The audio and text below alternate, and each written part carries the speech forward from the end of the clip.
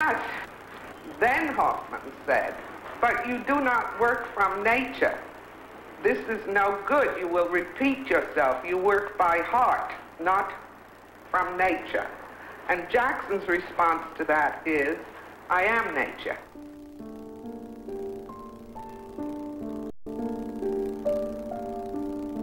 It was a really fundamental difference of worldview. And it has to do with this sense that you do need to find nature in yourself, and human nature is part of nature.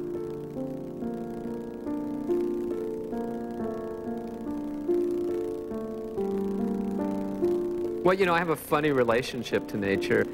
The very first nature experience I had was at Disneyland.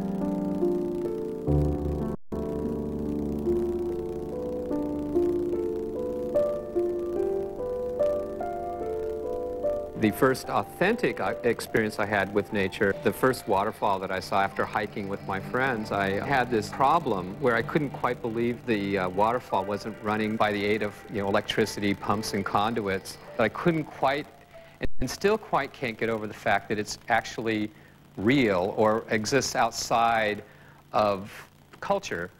I think Smithson was also another person who saw that nature and culture were now commingling. And I do feel a connection to Smithson for that. In the 70s, there were choices we could make. You could do anything again. And it was like saying, is there anything left for me to do here? I said, yeah. There was stuff to be done in painting that I wanted to do. And it was just, who knows? But Robert Smithson said, no, I'm going to seek my fortunes elsewhere. It's just like the pioneers headed west because nobody was there. There's empty space out there, lots of it. You can really go in there and start taking a bulldozer and use that as your paintbrush and make a really individual statement in a totally different way. I mean, the spiral jetty is a whole new art form.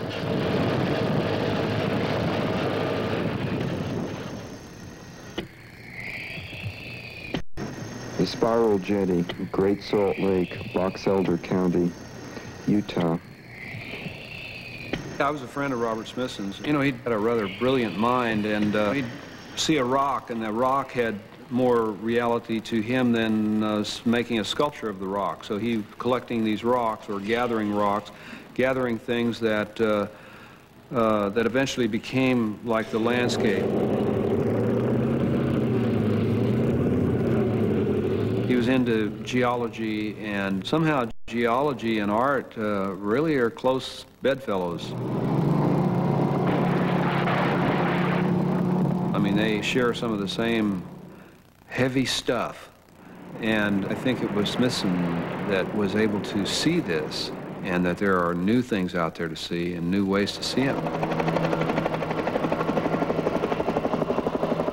Artists were critiquing the commodification of art, and were trying to make an art outside of commerce that couldn't be bought or sold, and so that led to installation art, and then eventually to land art and earth art, getting it outside the white cube, so to speak.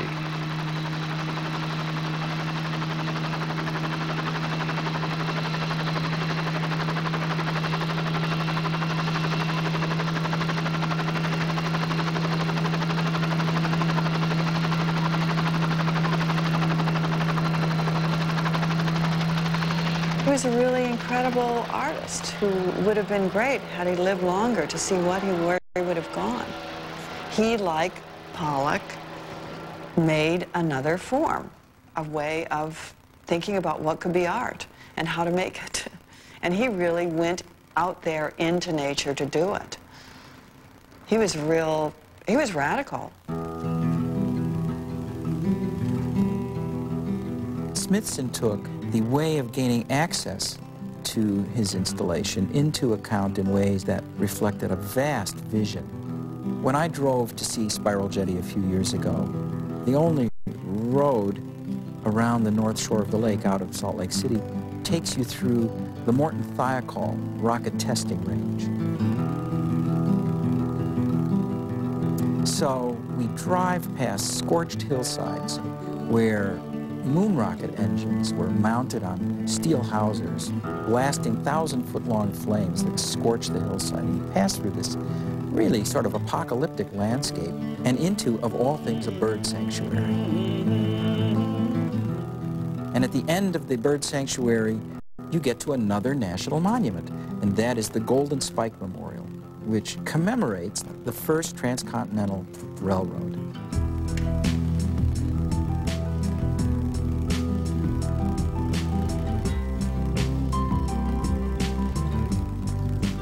And suddenly, just as the lake comes into view, you find yourself driving through a World War II gunnery range. Rusted armored personnel characters and ruined tanks.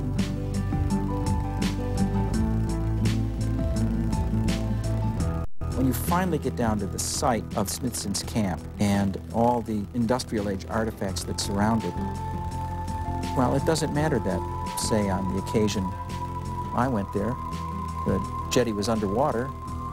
The trip itself was the meaning of the work.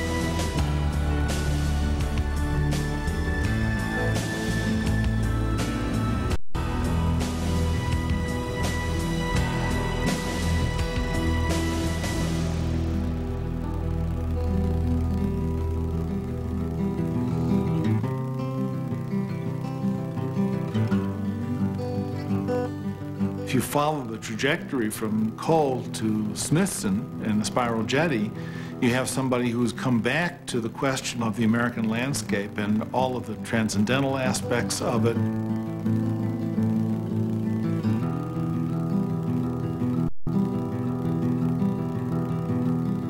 And one of the themes in Smithson, of course, is the very idea that these industrial waste sites that we've created, the destruction that we've done to nature, and all the concerns that began back with Thomas Cole about preserving the wilderness, about creating national parks. By the time we get to Smithson, he's really saying man's destruction of nature, that's part of nature too.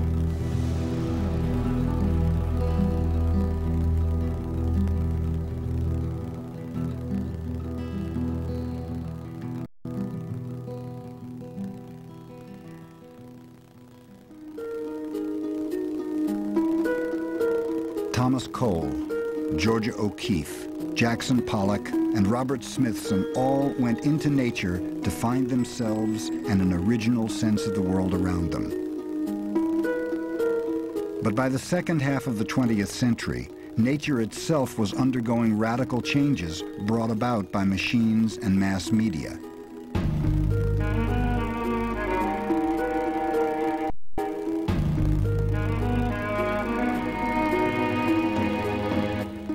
After World War II, Americans enjoyed unprecedented material comfort, but also what the writer Henry Miller called an air-conditioned nightmare. The expression of the anxiety of modern life gave another meaning to the abstract forms in Jackson Pollock's paintings. He not only found a new nature in his own mind, he also found a new kind of identity that millions of Americans were experiencing at the same time. It was a fragmented and complex identity that no longer grounded itself in the world of nature, but lost itself in the signs of modern life.